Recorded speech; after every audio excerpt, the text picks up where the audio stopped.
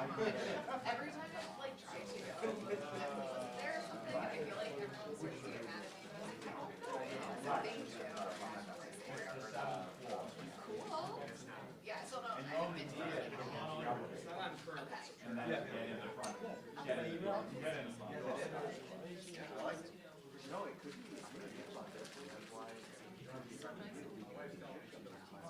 It's fine, it's great. Spot. 10 minutes, hold up. I'm sorry.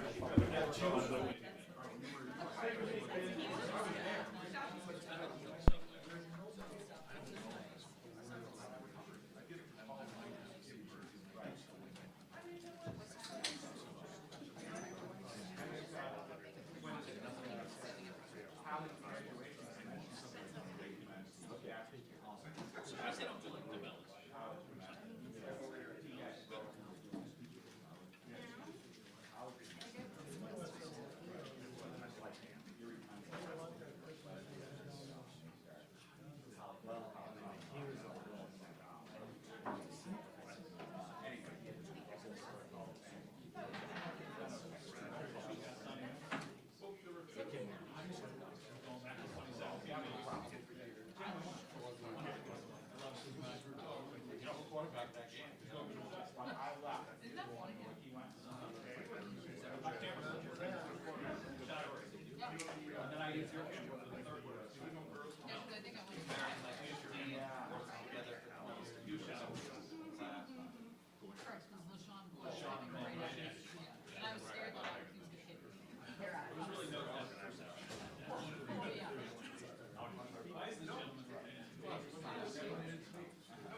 Oh, the guy.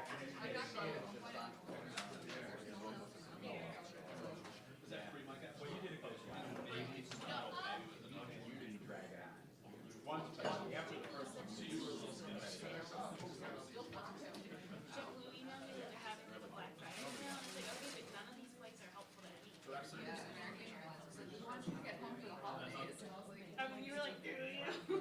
It's a big one.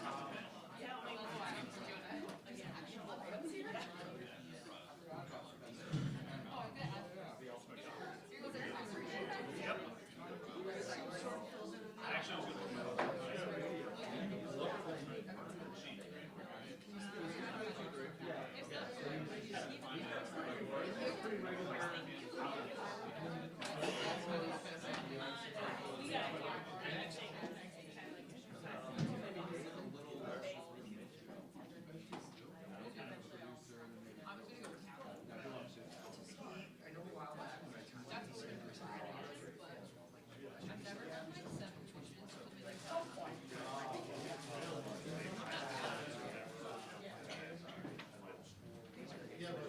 Still working on the tree. very nice fish. So my buddy, Seemed like they were cool when it was really Wednesday, but it's not.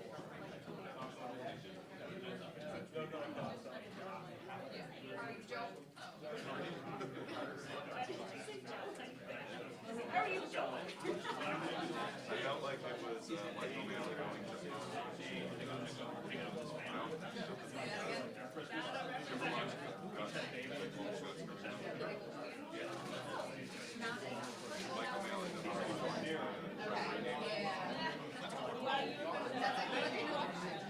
Now, how does these compare? I'm an expert on that. I know. Well, let me know when you're ready. I'll be fine. I know you are. I would say you're okay. And he goes, I'll say something like that. The hotel room. No, I'm just trying to put this all together. Put all the pieces together. Season feels super long.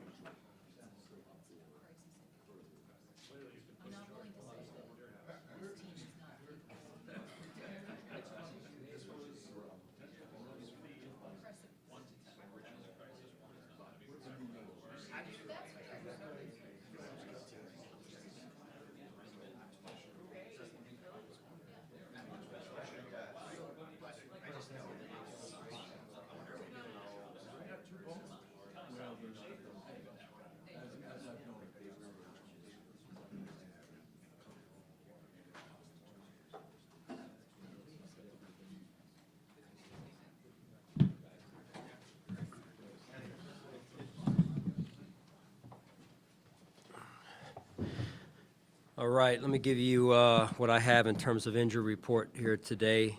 So Josh will be limited. Tremaine will be not practicing. Jake Kumaro, Greg Rousseau, Von Miller and Roger will be on vet rest days. And then we have a number of guys that came in this morning that are out now due to illness. Reggie Gilliam, Cam Lewis, Matt Milano, Jordan Phillips, and Tim Settle. So we're going to adjust practice because we don't have enough numbers to practice. So we're going to adjust it a little bit. We'll go out there and do some individual and then have to just service ourselves, service offense, defense, service defense. So some of this is affected by that. So illness, yeah, just illness. Hey, Sean, as far as Josh is concerned, is that the result of anything that happened in the game or just kind of the existing elbow injury? Yeah, just the progression coming off of the game and existing situation he was dealing with starting last week. Yeah. Sean, what is, knowing that you're down bodies and you're only going to be doing some individual stuff, knowing what the forecast calls for, and what concern do you have of getting people back into this building, given what the conditions might be for practice over the next couple of days? Well, we'll see. I mean, I know our team is in communication with the NFL. They've been through it before. We've been through it before and handled it well. So full confidence in our team that's working behind the scenes on that. And then the football team has to get ready to play a game and execute. So it's a good football team coming in here. How much of a setback is not being able to do individual stuff today? Or is it a setback to do individual stuff today, knowing that there are areas you need to address on really both sides of the ball? Yeah. Given what's happened the past couple of Yeah, no, there's value to practice, and we're going to be in pads through individual because of that. And sometimes you're throwing a little bit of a curveball, and you make the most of it, and that's what we do. So we'll get out of it what we can, and the players have to be dialed into the walkthrough portion of it, and get those mental reps, and then we come back tomorrow and reset and see where we're at. Sean, Given the potential for weather on Sunday, it looks like a large part of it will be done, but how flexible do you have to be in your game plan? Because you know how it is here, it could change, and how flexible do you have to be? Yeah, I mean, you just got to be on top of it. It adds, a little bit of another layer to the preparation. So you just got to be flexible, got to be on top of it, and we'll adjust if and when necessary. yeah, kind of along those lines, Sean, I mean, I know the league is monitoring the situation. You referenced it. As of yesterday, we reached out and had from, I think, 3 different sources that no plan to, change game time or there's precedent for changing location, too, as you know. Has that changed at all? Have you had any discussions as far as any of that is concerned, or is it full speed ahead Sunday, 1 p.m.? Yeah, again, that's Adam. That's our team's been in communication on that end. I have no updates for you on that. As far as I'm being told, everything is heading towards normal game time, normal location. But outside of that, I've been really focused on just game planning, getting the team ready. Sure. Yeah. Sean, why isn't Hines getting more snaps? Would you like to see him more involved in the passing attack? Yeah, fair question, Jerry. I think he's a good football player, and he just got here 2 weeks ago. I know sometimes there's comparisons made to who's been there and who's doing what at the trade deadline, and some guys got traded a little bit before he did, and so in fairness to that situation and him, he'll be worked in as he continues to grow, and we go from there. Sorry, you kind of said this before, but with Josh, is there a plan to day by day, or is it day by day, or is there a plan for this week with this elbow? Yeah. It's day by day, and I'm saying that not because anything's changed, as I think Adam asked earlier, but we reassess and see where we're at, after today and what tomorrow looks like and how he is, and maybe even what practice looks like. I mean, practice today allows some guys to practice the way we're practicing that wouldn't have normally practiced due to some injuries. So we'll just stay flexible. Can you talk a little about the challenges in the end shot? Yeah. This is a day where running the ball is probably going to be useful. Can you just kind of comment on how difficult the test that guy presents? Oh, yeah. I mean, turn the tape on, and you're impressed. I mean, you watch their running game. I know Coach Callahan does a great job.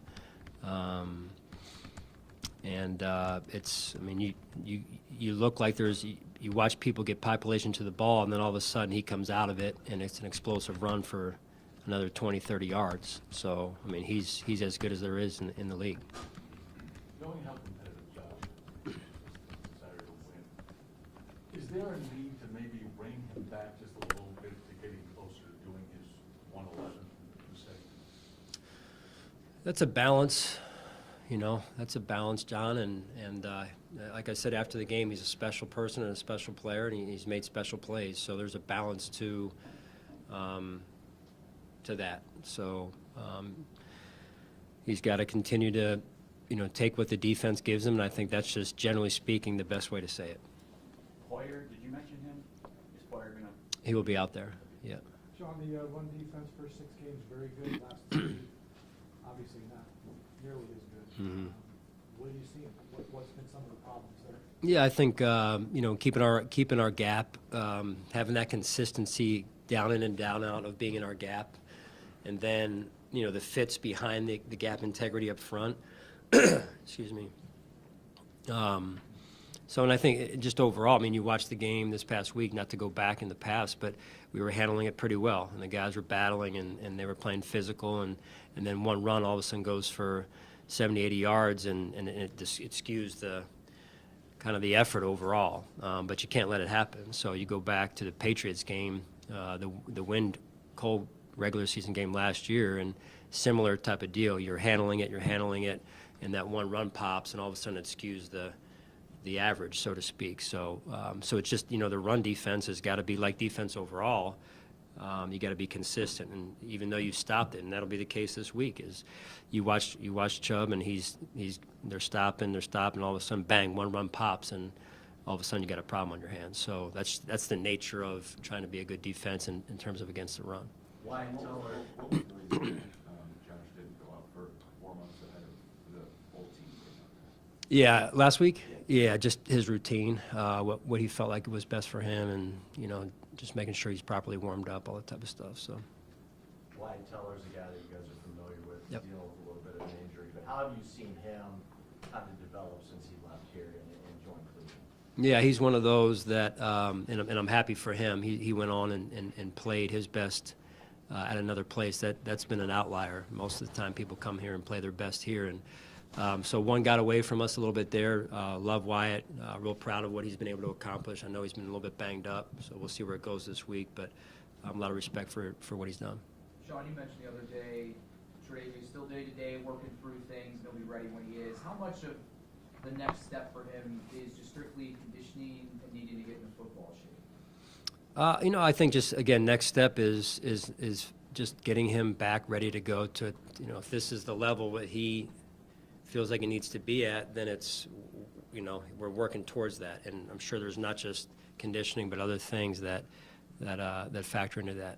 It's like a team coming out of training camp. You're trying to check enough boxes, and then there's still going to be a gap somewhere in there. And at some point, we got to go. So. Coach, is that his call then? Like, he kind of tells you, I'm ready, and then that's it? Or? It's a team effort. Yeah. There was a controversy over the weekend about Detroit's turf. I realize that's down the road, but I mean, turf considerations. There was been complaints about New York's turf, Detroit's turf. How much do you think about that? Overall for our team? No, for Troy, for Trey, as it relates to Trey playing. Yeah, I mean, listen. I'm always concerned when you see reports like that. That said, that's out of my control.